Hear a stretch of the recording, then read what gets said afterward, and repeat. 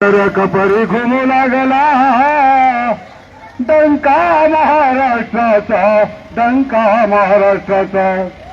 आणि कोकणच्या शेतकऱ्या तुला जरी पटका मानाचा, जरी पटका मानाचा. आणि महाराष्ट्राच्या मानकऱ्या घे मुजरा शाहिराचा, मुजरा शाहिराचा. छावा क्रांतीवीर, सेनेचे संस्थापक अध्यक्ष या ठिकाणी त्यांना नाशिक पूर्वमधून स्वराज्य पक्षातून उमेदवारी मिळालेली आहे आणि त्या उमेदवारीचं सोनं करण्याकरता ते या ठिकाणी उपस्थित झालेले आहे. आपण सर्व मतदार बंधू भगिनींना आम्ही विनंती करतो, खरोखर तरुण तडफदार धाडसी नेता या ठिकाणी तुम्हाला सर्व मतदार बंधू भगिनींना तो संबोधित करण्याचा हे विचार मांडणार आहे. तरी मित्रांनो, या निवडणुकीमध्ये त्यांचा पक्ष आहे महाराष्ट्र स्वराज्य पक्ष आणि पेनाची नीब म्हणून निशाणी आहे. 7 किरणांचा सह पेनाची नीब. पेनाची नीब म्हणजे डॉक्टर बाबासाहेब आंबेडकर यांनी ज्या पेनानं राज्यघटना लिहिली आणि आपल्याला उमेदवारांना मतं मागण्याचा अधिकार आणि मतदारांना पवित्र मतदान करण्याचा अधिकार या घटनेमध्ये दिलेला आहे. म्हणून या ठिकाणी मी सर्वांना विनंती करतो, अशा तरुण धाडसी नेत्याला आपण सर्वांनी प्रतिसाद करावा. आणि एक त्यांच्या संधीचा फायदा म्हणजे ते निश्चितच कार्य केल्याशिवाय राहणार नाही आणि आमदारकीसाठी यशाला शिडी लावल्याशिवाय राहणार नाही. म्हणून मी या ठिकाणी सर्वांना विनंती करतो की त्यांना मतदान करा, त्यांच्या पक्षाला बळ द्या, त्यांना बळ द्या आणि आपल्या संधीचा फायदा करून घ्या, एवढीच नम्र विनंती करतो. आणि येत्या 20 तारखेला एक अनुक्रम नंबर 5 या पेनाच्या निशाणी समोर सर्वांनी बहुसंख्येनं मतदान करा आणि आपल्या नाशिकचा बुलंद आवाज विधानसभेमध्ये पाठवा, हीच नम्र विनंती करतो आणि या ठिकाणी थांबतो. जय हिंद, जय महाराष्ट्र आणि जय शिवराय. आता अण्णा बोला. जय जिजाऊ, जय शिवराय.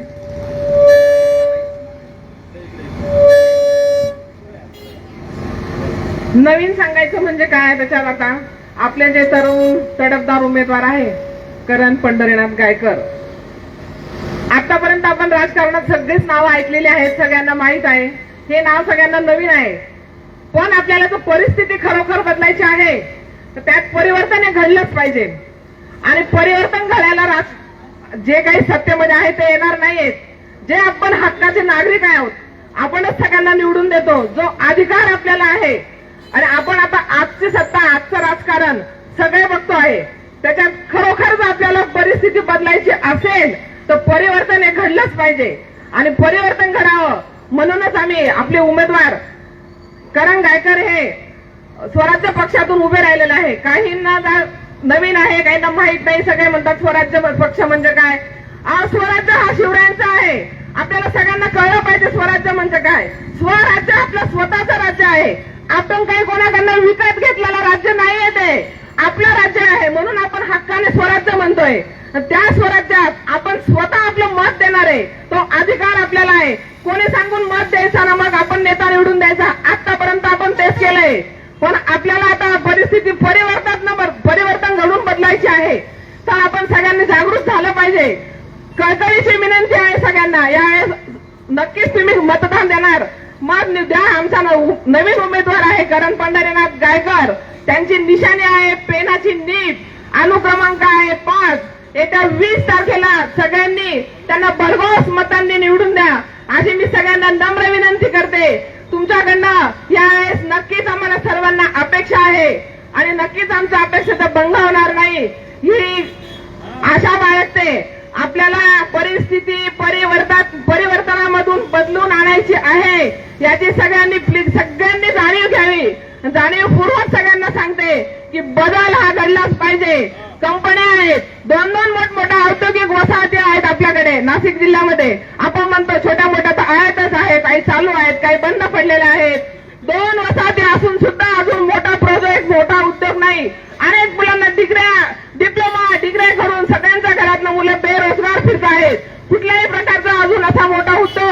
नाशिकमध्ये आलेला नाही, त्या मुलांनी काय करायचं हो?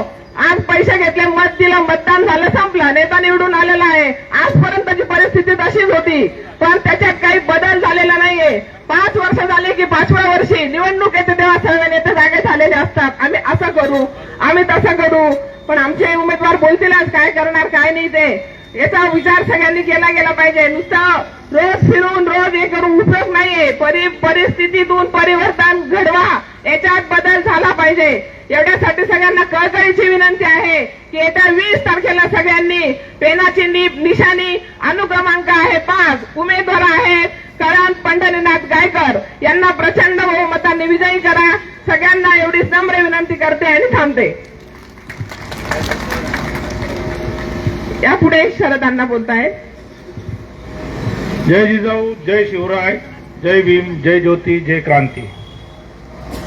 महापरिवर्तन आघाडीचे स्वराज्य पक्षाचे अधिकृत उमेदवार करण पंढरीनाथ गायकर त्यांचा अनुक्रमांक 5, त्यांची निशाणी आहे सप्तकिरणांसह पेनाची नीप. करण गायकर हे नाव आपल्यापैकी बऱ्याच जणांना सांगितल्यानंतर ऐकल्यासारखं वाटतं. करण दादाला बघितल्यानंतर या माणसाला आपण कुठेतरी बघितलंय असं वाटतं. याचं कारण असं आहे, हा माणूस कायम यानं त्या प्रकारच्या कुठल्या तरी मार्गाने गोरगरिबांना, शेतकऱ्यांना, कष्टकऱ्यांना न्याय द्यायच्या हिशोबाने रस्त्यावर उतरलेला असतो. करण गायकर यांचा थोडक्यात परिचय द्यायचा जर म्हटलं तर छावा क्रांतीवीर संघटनेचे संस्थापक अध्यक्ष ते ती संघटना महाराष्ट्राच्या तळागाळात गावोगावी पोहोचवली. कार्यकर्त्यांचं मोठं जाळं असं त्यांनी छावा क्रांतीवीर संघटनेच्या माध्यमातून उभारलं. करण गायकर यांनी केबीसीचा मोठा घोटाळा संघटनेच्या माध्यमातून उघड करून गोरगरीब लोकांचे, कष्टकऱ्यांचे घामाचा पैसा हा त्यांना परत मिळवून दिला. त्यानंतर कोपर्डी बलात्कार प्रकरणातील आरोपींना फाशीची शिक्षा व्हावी याकरता करण गायकर यांनी महाराष्ट्रातलं सर्वात पहिलं आंदोलन मेयर सिग्नल येथे उभारून पूर्ण महाराष्ट्राचं लक्ष वेधून घेतलं आणि त्यानंतर निघालेल्या मराठा क्रांती मोर्चाचं यशस्वी नेतृत्वही त्यांनी केलं. हे सर्व करत असताना स्वराज्य प्रमुख छत्रपती शिवरायांचे 13वे वंशज छत्रपती संभाजी महाराज यांची साथ आणि आशीर्वाद हा कायम करण भाऊ यांच्या पाठीशी राहिला. करण भाऊ यांनी प्रत्येक आंदोलन करताना संविधानाच्या चौकटीत राहून बाबासाहेबांचं संविधान लक्षात ठेवून प्रत्येक आंदोलनाची दिशा आखलेली. कुठलंच आंदोलन त्यांनी संविधानाच्या चौकटीबाहेर जाऊन केलेलं नाही. तसेच कोतवालांचं मानधन जे सुरुवातीच्या काळापासून 4,000 रुपये होतं ते मानधन सलग 305 दिवस आंदोलन केले. त्या 305 दिवस आंदोलन करून त्या कोतवालांचं मानधन 10,000, 12,000, 15,000 रुपये इथपर्यंत वाढवून दिले. तसंच वाबळी धरणाचं पाणी कर्नाटक सरकारला देऊ नये, महाराष्ट्राच्या वाट्याचं पाणी कर्नाटक सरकारला जाऊ नये यासाठी वाबळी धरणावरती करण भाऊ यांनी जलबुडो आंदोलन केलं. कांद्याला हमी भाव मिळावा यासाठी त्यांनी एका प्रस्थापित बड्या नेत्याच्या माजी कृषी मंत्र्याची सभा उधळून लावली लातूर निलंगा येथे. त्याचप्रमाणे करण भाऊ यांनी काँग्रेसच्या एका राष्ट्रीय अध्यक्षाची सभा मराठा आरक्षणासाठी उधळून लावली. शिक्षण खात्यातील संगणक घोटाळा बाहेर काढून एका हेवीवेट मंत्र्याला राजीनामा द्यायला लावला. करण गायकर यांनी कायम गोरगरीब कष्टकरी जनतेसाठी रस्त्यावर उतरून आंदोलन केले. प्रसंगी त्यांच्यावरती अनेक गुन्हेही दाखल झाले, परंतु कुठल्याही परिणामाची चिंता न करता ते कायम तुमच्या आमच्या सारख्या गोरगरीब लोकांसाठी, मध्यमवर्गीयांसाठी रस्त्यावर उतरत राहिले. आज हा माणूस आपल्याकडे मत मागायला आलेला आहे.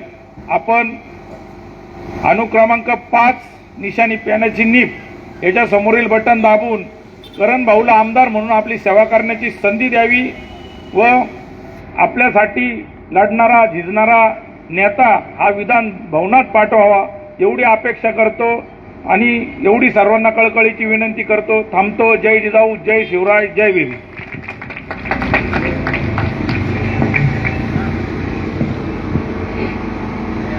नाशिक पूर्व विधानसभा मतदारसंघातील आज या शनी महाराजांच्या प्रांगणामध्ये आजच्या दिवसाची पहिली चौकसभा या ठिकाणी संपन्न होते.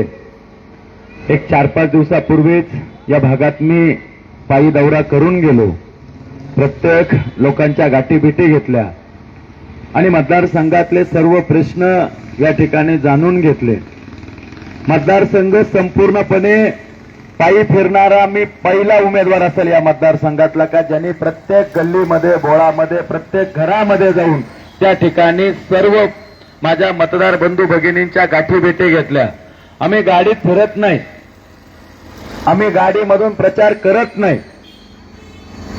लोकांमध्ये जाऊन लोकांची प्रश्न जाणून घेणारा जनतेचा जनसेवक मला व्हायचा आहे, मालक नाही. सध्याची राजकीय परिस्थिती नाशिक जिल्ह्यातली अत्यंत भयंकर झालेली आहे. निवडणुका या उत्तर भारतीय यूपी बिहारच्या धर्तीवर चालल्या की काय असं वाटायला लागलंय. या ठिकाणी दिवसेंदिवस सगळे राजकीय गणित मांडत असताना प्रत्येक उमेदवाराला एक धास्ती निर्माण झाली की माझा पराभव होतो का, मी पराजित होतो का, आणि याच अनुषंगाने ते एकमेकावर आरोप प्रत्यारोप करता करता जवळपास एकमेकाच्या अंगावर जायला लागले. काल या मतदारसंघातले दोन्ही उमेदवार, एक गणेश गीते आणि राहुल डिकले, हे दोघंही एकमेकावर आरोप प्रत्यारोप करताय. आता नेमकं खरं काय आणि खोटं काय हे शोधायला मला वाटतं एखाद्या ज्योतिषाकडे जावं लागेल. खरं कोण बोलतंय आणि खोटं कोण सांगतंय. एक म्हणतो यांच्या गाडीत पैसे होते, आम्ही ते पैसे वाटताना आम्ही ती गाडी पकडली. दुसरा म्हणतो आमच्या गाडीत पैसेच नव्हते. अरे बाबांनो, तुमच्या गाडीत पैसे होते का नव्हते, तुमच्या गाडीत वाटप चालू होतं का नव्हतं, करीत होते का नव्हते, हे आमचे प्रश्न नाहीये. आम्हाला त्याच्याशी काही घेणं देणं नाहीये. तुम्ही जनतेसाठी काय करताय, जनतेसाठी तुमचं विजन काय आहे, जनता जनार्दनासाठी तुम्ही करणार काय आहात, या गोष्टी आम्हाला महत्वाच्या आहेत. तुम्ही संविधानिक पद्धतीने ही निवडणूक लढली पाहिजे. अरे महामानव डॉक्टर बाबासाहेब आंबेडकरांनी तुम्हाला आम्हाला हे व्यक्ती स्वातंत्र्य का दिलं आणि कशासाठी दिलं? एकमेकाचे डोके फोडण्यासाठी, एकमेकाच्या आई बहीण काढण्यासाठी? अजिबात नाही. अरे महामानव डॉक्टर बाबासाहेब आंबेडकरांनी घटनेमध्ये आमच्यासारख्या उमेदवारांना मतदान मागण्याचा अधिकार दिला, तुम्हाला मतदान करण्याचा अधिकार का दिला? तर जनतेची सेवा झाली पाहिजे, विकास झाला पाहिजे, विकासाच्या दृष्टिकोनातून सगळ्या जनतेला न्याय मिळाला पाहिजे, याच्यासाठी तुम्हाला आम्हाला हे व्यक्ती स्वातंत्र्य दिलंय. त्याचा गैरवापर आज या नाशिक जिल्ह्यात व्हायला लागलाय. मगाशी ताईंनी त्यांनी सांगितलं की काही मतदारसंघांमध्ये कॉलेजच्या मुला मुलींना घेऊन प्रचार करताय आणि कोणत्या गाण्यावर ताई नाचायला होतात? हा, झुमकावाली पोर. आता सांगा बरं, एवढंच पाहायचं बाकी राहिलं होतं. अरे काय, अरे हा छत्रपतींचा महाराष्ट्र आहे. ज्या छत्रपती शिवाजी महाराजांनी या महाराष्ट्रामध्ये माझ्या आया बहिणींची रक्षा केली. अरे सुभेदाराची सून घेऊन आल्यानंतर माझ्या छत्रपती शिवाजी महाराजांनी तिची चोळी बांगडी करून तिला बहिणीचा दर्जा दिला आणि सुखरूप परत जायला तिच्या घरी नेऊन सोडायला लावलं. हा तो छत्रपतींचा महाराष्ट्र आहे. आणि त्या छत्रपतींच्या महाराष्ट्रात तुम्ही अशा पद्धतीनं प्रचार करताय. अरे काय चाललंय? काय रणनीती चालली? लाडकी बहीण योजना सांगताय, आम्ही लाडक्या बहिणीला एवढे पैसे दिले, आमची लाडकी बहीण आम्हाला मतदान करणार आहे. हे तर निवडणूक आयोगाला मला कॅमेरा समोर सांगायचंय. हो, एक दिवसा ढवळ्या लोकांना आम्ही देत आहे, दिवसा ढवळ्या ब्लॅकमेल करताय मतदाराला. आणि यांचेच काही उमेदवार त्या ठिकाणी भाषणांमधून सांगतात की तुम्ही जर आमच्या प्रचाराला दिसल्या नाही तर तुमचे पैसे आम्ही परत घेऊ. मग मी कालच्या सभेत आरगावच्या बोललो, तुमच्या काय बापाच्या काय अकाउंटमधून दिले का? अरे आमचा टॅक्स आम्ही शासनाकडे जमा केला, तुम्हाला त्या शासनाने ज्याच्यावर शासन करते म्हणून बसवलं. तुम्ही 15 लाख देणार होते, 15,000ही नाही दिले, 1500 दिले. बरं 1500 दिले तर दिले, 3000 घेऊन गेले आणि तरी वरून धमक्या देतात. अरे काय हे? असं नाही हो. या जनतेला त्यांचा सेवक पाहिजे, या जनतेला त्यांचा काम करणारा लोकप्रतिनिधी पाहिजे, या जनतेला त्यांच्या समस्या जाणून घेणारा, अरे त्यांच्या सुखादुखात उभा राहणारा लोकप्रतिनिधी पाहिजे, त्यांचा सेवक पाहिजे. त्यांना जेव्हा अडचण येईल त्यांच्या अडचणीला धावून जाणारा अर्ध्या रात्री त्यांचा भाऊ पाहिजे. अरे 1500 रुपये नका देऊ, हक्काची नोकरी द्या, हक्काची नोकरी देऊन त्या ठिकाणी स्वाभिमानाचं जीवन जगण्याचं कार्य करा. मगाशी मला प्रचार करत असताना त्या ठिकाणी काही ज्येष्ठ नागरिक भेटले आणि त्या ज्येष्ठ नागरिकांनी मला सांगितलं, चरण गायकर तुम्ही आता प्रचार करू नका. म्हटलं अरे बापरे, आता हेच बाकी राहिले होते का काय बाबा, आता हे म्हणायला लागले प्रचार करू नका. म्हणजे उमेदवार तर म्हणतात, पण आता ज्येष्ठ नागरिक पण म्हणायला लागले. पण ते पुढे जाऊन बोलले, चरण गायकर या राहुल ढिकलेंच्या काळामध्ये, या भारतीय जनता पार्टीच्या काळामध्ये आमची पेन्शन वाढली नाही, आमची पेन्शन बंद करून टाकली. त्याच्यामुळे आम्ही आता ठरवून घेतले या दोन्ही उमेदवारांना मतदान करायचं नाही, मतदान आम्ही तुम्हाला करणार. कारण छत्रपती शिवाजी महाराजांच्या वारसदाराचा हा पक्ष आहे.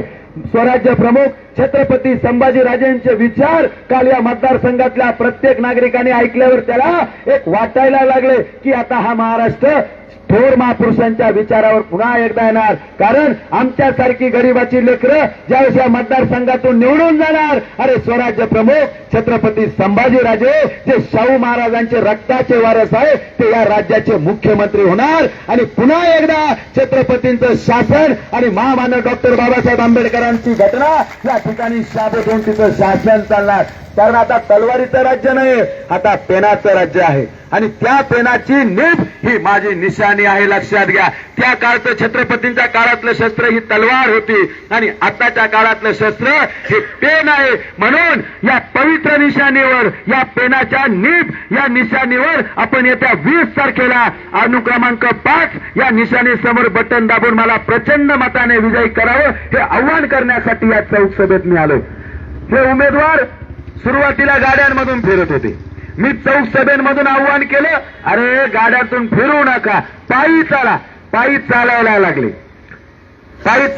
मी म्हटलं चला आता एक ऐकायला लागले. किंवा ऐकतात, दोघंही आपल्यावर बोलू शकत नाही. आपण काही चुकीचं कामच करेल नाही. यांच्यासारखं सिमेंट खाल्लं नाही, यांच्यासारखं डांबर खाल्लं नाही, यांच्यासारखे भूखंड खाल्ले नाही, यांच्यासारखे 30% खाल्ले नाही. खायचा प्रश्नच येत नाही म्हणून स्लिम बॉडी आहे. दिवसभर पायी चालवतो 30 किलोमीटर, काही वाटत नाही.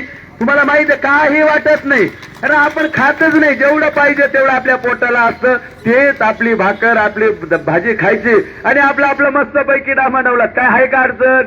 कोणी आपल्या नादी लागत नाही, कोणी आपल्याला आडवं येत नाही आणि कोणी नादी लागायला त्यांना माहिती आपण काही तेवढे सरळही नाही.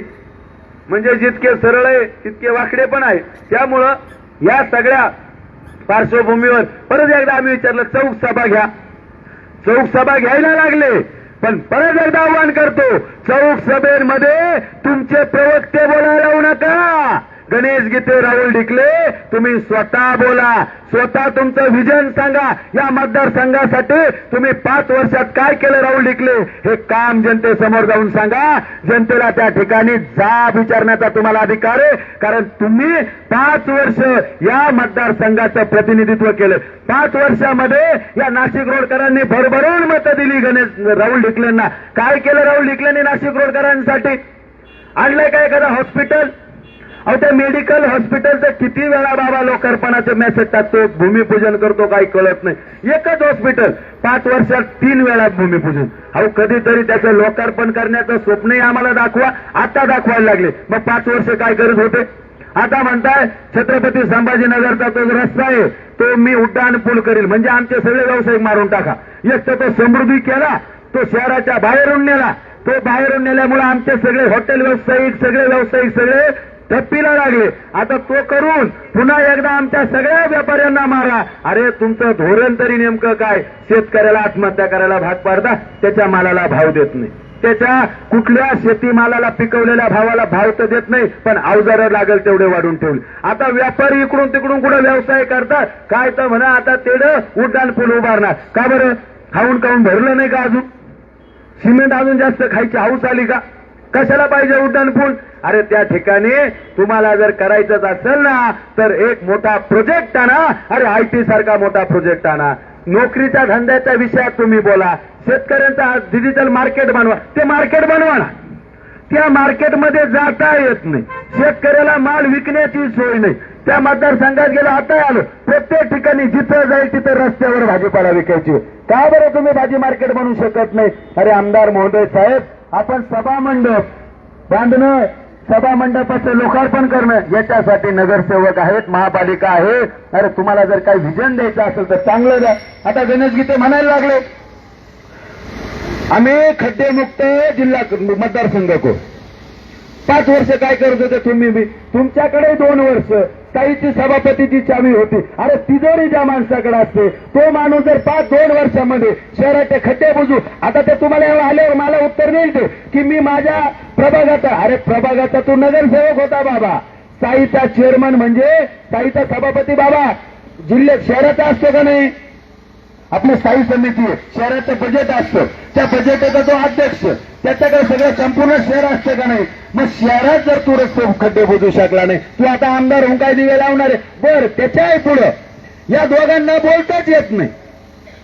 ते पण आता बाईट देत आहे, तो अर्धे घाम पुशीदा बाईट देताना. अरे तुम्हाला मीडिया समोर गेल्यावर जर घाम फुटतो, तुम्ही लोकसभागृहात काय बोलणार आहे? त्या विधानसभेमध्ये आमचे प्रश्न काय मांडणार आहे? याचं उत्तर तुमच्या दोघांकडे ऐका. म्हणून सांगतो मायबाप जनता जनार्दनाला, अरे तुम्ही मालक निवडू नका, तर तुम्ही सेवक निवडा. हा छत्रपतींचा मावळा करण गायकर एक शेतकरी पुत्र आहे. येत्या 20 तारखेला अनुक्रमांक 5 पेनाची नेब निशाणीवर तुम्ही मतदान करून मला तुमच्या या मतदारसंघाची सेवा करायची संधी द्या. कारण माझं विजन स्पष्ट आहे. मला आरोग्यावर काम करायचं, मला शैक्षणिक धोरणावर काम करायचं, मला सहकार क्षेत्रात काम करायचं, मला माझ्या माता भगिनींसाठी काम करायचं. या सगळ्या गोष्टींना एकत्रित करून या मतदारसंघाचा कायापालट करून माझ्या प्रत्येक कामगाराला, तरुणाला त्याच्या हाताला हक्काची नोकरी मला द्यायची. नोकरी देण्यापेक्षा ती नोकरी नाही देता आली तर त्याला व्यावसायिक बनवण्यासाठी अरे अण्णासाहेब पाटील महामंडळ आहे, सारथी सारखी शिक्षण संस्था आहे, भारती सारखी ओबीसी साठी शिक्षण संस्था आहे. या सगळ्या योजना ग्राउंड लेवल पर्यंत जर पोहोचवल्या, माझा प्रत्येक तरुण स्वतःच्या पायावर उभा राहील. कारण आम्हाला या ठिकाणी कोणाला नौकर म्हणून नाही तर मालक बनवून आमच्या तरुणांचं भविष्य घडवायचं, आमच्या माता भगिनींचं घर सुरक्षित करायचं, याच्यासाठी आम्हाला काम करायचं. अहो आमच्याकडे फक्त महिलांचा कायदा बनतो, तो फक्त कागदावर असतो. अरे दिवसा ढवळ्या आमच्या माता भगिनींची या ठिकाणी छेडछाड होते, पण कोणी काही बोलू शकत नाही. पोलीस स्टेशनला जर गेलं त्या ठिकाणी कोणी कंप्लेंट घेत नाही. आणि आमदाराला जर बोललं तर आमदाराचाच कार्यकर्ता असतो. आता काल या मतदारसंघात 2 नंबरच्या धंद्यांवर बोललं की लगेच उमेदवाराच्या विरोधात मोहीम सुरू. अरे काय चाललंय? हा मतदारसंघ पवित्र भूमी आहे. अरे प्रभू रामचंद्रांची ही भूमी आहे. या भूमीमध्ये प्रभू रामचंद्र राहिले, राहुल ढिकले. तुम्ही त्या प्रभू रामचंद्रांची मूर्ती त्या ठिकाणी उभी केली. अरे पण करताना जरा पाठीमागची आमची गंगा गोदावरी तर साफ करून ठेवायची होती. अरे त्या गटारीचा वास त्या प्रभू रामचंद्रांना देण्यासाठी कुठं पाप पडाल? म्हणून सांगतोय त्या प्रभू रामचंद्राने त्याचे डोळे उघडले. मतदार राजा तुम्ही सुद्धा तुमचे डोळे उघडा आणि या अशा अवप्रवृत्तीच्या या उमेदवारांना या येणाऱ्या निवडणुकीत पराभूत करून माझ्यासारख्या सर्वसामान्य लेकराला तुमची काम करण्याची संधी द्या. एवढंच या ठिकाणी सांगतो. पुनश्च एकदा आवाहन करतो, येत्या 20 तारखेला अरे महामानव डॉक्टर बाबासाहेब आंबेडकरांनी जी घटना लिहिली, त्या ज्या पेनानं जी घटना लिहिली त्या पेनाच्या निशाणी, ही पेनाची नीब ही माझी निशाणी आहे आणि अनुक्रमांक 5 आहे. पक्ष छत्रपतींचा आहे आणि निशाणी महामानव डॉक्टर बाबासाहेब आंबेडकरांनी घटना लिहिलेल्या त्या पेनाची नीब आहे. म्हणून या पवित्र निशाणीवर येत्या 5 तारखेला आपण प्रचंड मताने मतदान करून मला विजयी करावं, एवढंच आव्हान या ठिकाणी करतो. यांच्या कुठल्याही भूलथापाला बळी पडू नका. हे आता अनेक त्यांचे अवसनं घ्यायला लागले, ढोंग करायला लागले. उद्या यांच्याच गाड्या फोडून घेतील आणि एकमेकांची नावं घेतील. यांचा काही भरोसा राहिलेला नाही. कारण यांना कळाले समोर नितड्या छातीचा करण गायकर रोज एक वार करतोय. वार म्हणजे निवडणूक आयोगाचा कॅमेरा हे म्हणजे वार म्हणजे कोणते वार करतोय? वार हे शब्दाचे आहेत आणि संविधानिक आहे. कामाचे वार तुम्ही केलेल्या विकासाच्या बाबतीत, तुम्ही केलेल्या भ्रष्टाचाराच्या बाबतीत हे आमचे संविधानिक वार रोज तुम्हाला झेलावा लागणार आहे. त्यांना असं झालंय कधी हा प्रचार बंद होईल, या बाबाला कधी आम्ही बंद करू. याचे रोज आमच्यावर एक संकट, रोज काही ना काही करायला लावतो, रोज काहीतरी करून आमच्याकडून परत पुढचं बोलतो. म्हणजे एक करून आपण शांत बसत नाही. त्याला वाटलं पायी रॅलीला चाललो, गप बस. आपण त्याच्या पुढे गेलो, आपण सांगितलं चौक सभा घ्या. आता चौक सभा घ्यायला लागले, पण प्रवक्ते बोलायला लागले. आज आपण सांगितलं प्रवक्ते चालणार नाही, मतं कोणाला पाहिजे? करण गायकरला, राहुल डिकलेला, गणेश गीतेला. मग ज्याला मतं पाहिजे त्यांनीच विजन मांडलं पाहिजे. दुसऱ्याचं कशाला? म्हणजे लेकरू दुसऱ्याचं नाव आपलं चालेल का? चालत नाही. त्याच्यामुळे ज्याला मतं पाहिजे त्यांनीच अजेंडा मांडायचा, दुसऱ्याचा अजेंडा चालत नाही. कारण लोकभावनामध्ये तिला प्रतिनिधी तोच बोलणार आहे. बाहेरचा कथा हे सगळे माझ्यासाठी बोलले. आता हे लोक तिथे जाऊन भूमिका मांडतील का? अरे भूमिका करण गायकरलाच मांडावं लागेल. म्हणून विजन सुद्धा तुम्हीच मांडा, एवढी विनंती या ठिकाणच्या सगळ्या मायबाप जनतेला करतो आणि थांबतो. जय हिंद, जय महाराष्ट्र.